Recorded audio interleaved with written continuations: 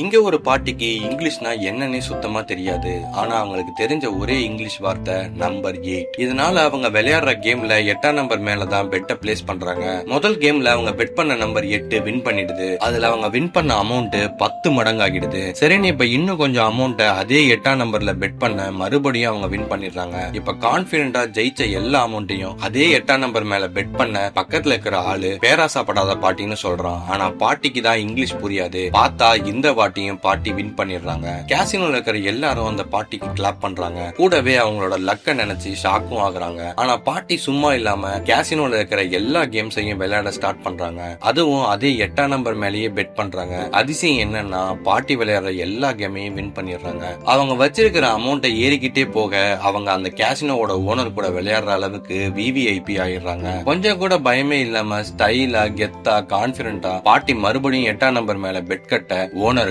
அல்லு இல்ல. அன்னைக்கு நைட்டு மட்டும் அந்த பாட்டி 80 கோடி வின் பண்றாங்க. அடுத்த நாள் இவங்க வின் பண்ண அமௌண்ட்டை பேங்க்ல டெபாசிட் பண்ண போறாங்க. அப்ப இன்னைக்கு பேங்கோட 8th இயர் ஆனிவர்சரின்னு சொல்லி உங்களுக்கு நாங்க 8 மூட்டை அரிசி ஃப்ரீயா தரோம்னு கிஃப்ட் பண்றாங்க.